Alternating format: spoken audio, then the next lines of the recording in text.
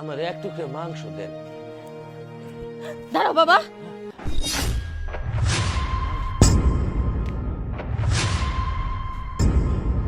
কেন, কি হয়েছে?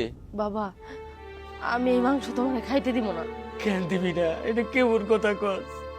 সারাটা বছর পরে একদিন একটু কুরবানি হয়, তার মধ্যে একটা টুকরো মাংস খাবো, এটাও তুই খাইতে দিবি না মা? হ বাবা, না করতেছি। কেন না করতেছি জানো? তুমি কি জানো বাবা, তুমি কার বাড়িতে মাংস নিতে আইছো? কেন, কার বাড়িতে আইছি? মানুষের বাড়িতে আইছি, যারা কুরবানি দেয় তাগো বাড়িতে আইছি। না বাবা, তুমি কিছুই জানো না। তুমি তার বাড়িতেই মাংসের জন্য হাত পাচ্ছ, যার জন্য তুমি আজ অন্ধ হয়ে পড়ে আছো। তুমি তার বাড়িতেই মাংসের জন্য আইছো, যে তোমার অপারেশনের টাকাটুকু নিয়ে পালাই গেছিল। এরপরেও কি তুমি এই বাড়ির মাংস নিতে চাও বাবা? কি করি মা, সবুজের বাসায় আইছি, এই কুলাঙ্গারের বাসায় আমি মাংস নিতে আইছি, যার জন্য আমার চোখ দুইটা অন পর্যন্ত অন্ধ, যার জন্য আমরা রাস্তায় রাস্তায় ভিক্ষা করতেছি।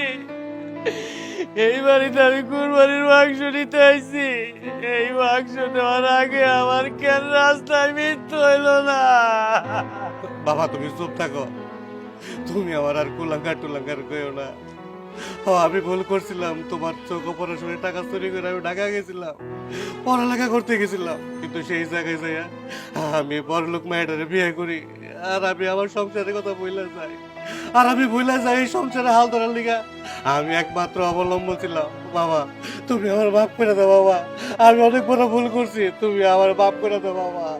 সি সি সবুজ, এই ভিখারিটা তোমার বাবা? তুমি তো এইসবের কিছুই আমাকে বলনি, আর তুমি ভিখারির ছেলে হয়ে আমার সাথে প্রতারণা করে আমাকে বিয়ে করছো। ছি, আমার ভাবতেও ঘৃণা হচ্ছে। চুপ, তুমি আর একটা কথা কইবা না। আমি কোনো ফকিরের ছেলে না। আজকে আমার বাবার যে হাল দেখতেছ, এর জন্য আমি দায়ী। বোন, বোন তুই আমার ক্ষমা করে দিতে কো না বাবারে, তুই আমার ক্ষমা করে দিতে কো বাবারে। কি আমি বলবো বাপের তোরে ক্ষমা করে দিতে? আর আমি নিজেই তো তোরে কোনোদিন ক্ষমা করবো না। আজকে আমাদের এই অবস্থার জন্য কে দায়ী? তুই দায়ী। আজকে তোর জন্য আমি বাপের নিয়ে রাস্তায় রাস্তায় ঘুরি। আজকে তোর জন্য আমার বাপ ভিক্ষুক হয়ে রাস্তায় রাস্তায় ঘুরে। তোর জন্য আমার বাবা আজও দুনিয়ার আলো দেখতে পারে না। আর তুই কস কিনা তোরে ক্ষমা করে দিতে কইবো? তুই তো ক্ষমার অযোগ্য। তুই তো নিজের স্বার্থ ছাড়া কোনোদিন কিছুই বুঝতে পারস নাই। সারা জীবন নিজের স্বার্থের পিছনে ছুটে গেছস। আমি যে ছোট বোন ছিলাম ঘরে, একটাবারও কি মনে করছস এই বোনটারও পড়াশোনা করা উচিত, এই বোনেরও বিয়ে দিয়ে শ্বশুর বাড়ি পাঠায় সংসার করতে দেওয়া উচিত? না, করস নাই। তুই তোর চিন্তা কইরা, তোর স্বার্থের জন্য টাকা পয়সা চুরি কইরা তুই চলে আসছিলি। একটাবারও কি ওই টাকাগুলো আনার সময় মনে পড়লো না যে এই টাকাগুলো আমাকে ভিটা মাটি বেচার শেষ সম্বল? যে টাকা দিয়া চাইছিলাম বাপের চিকিৎসা করায়, বাপের দুনিয়ার আলো দেখায় হয়তো বা কোনো একটা কাজকর্ম করাইতে পারতাম। কিন্তু তুই সেই টাকা নিয়ে এসে চুরি কইরা নিজের স্বার্থের কাজে তো লাগাইছসি। উল্টা বিয়ে কইরা আমাদের কোনোদিন আর খোঁজ খবর নেস নাই। শোন, আমরা নুন ভাত খাই না, ভালোই আছি। তোর আমাদের দায়িত্ব নিতে হইব না। আমরা রাস্তা রাস্তায় ঘুরবো, বাকি যে কয়দিন বাইচা আছি এইভাবেই থাকবো। কিন্তু তোর সাথে আর জীবনে যেন কোনোদিন দেখা না হয়। আসি। দাঁড়া বোন, তোরা যাস না, আমার ভুলের জন্য আমি অনুতপ্ত। আমি বাবারই চিকিৎসা করাবো, আমার কাছে অনেক টাকা। আজকে ঈদের একটা দিন, পাঁচটা গরু আমি কুরবানি দিছি, আমার বাড়িতে খাওয়ার কোনো লোক নাই। আর আজকে আমার বাবা আর আমার বোন এক টুকরা মাংসের থেকে মাংসের দাঁড়ে দাঁড়ে করতেছে, এটা আমি সহ্য করতে পারবো না। বোন রে, আমার তোরা যাস না, আমার তোরা যাস না।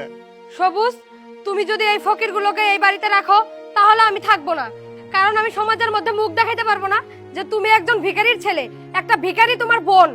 না না বৌমা, আমি তোমার স্বামীরে নিয়ে যাবো না, তুই চিন্তা করো না। সবুজ, তুই তো তোর সুখের জন্য আমার চোখ অপারেশনের টাকাগুলা চুরি কইরা তুই আইসা দেখলাম অনেক সুখী হইছস, অনেক বড় হইছস বাবা। আমার মুখটা বইরা গেছে দেখা। আমি তো গরিব মানুষ, আমাকে পিছনে সুইটা কেন তোর সুখটা নষ্ট করবি? আমাকে মতো গরিব মানুষের তো মাংস খাইতে হয় না, আমাকে মতো গরিব মানুষের তো কোনো ঈদ নাই বাবা। বাবা রে, তুই সুখে থাক বাবা, আমি দোয়া কইরা গেলাম বাবা, আমি দোয়া কইরা গেলাম। এই আসো, তোমরা মাংস নাও। না না, আপনাদের এখান থেকে মাংস নিব না, আপনাদের মাংস খাওয়া তো হারাম। চলেন আমরা চলে যাই সবাই। এই রুমে চলো, আজকের মাংস কাউকে দিতে হবে না। চলে আসো।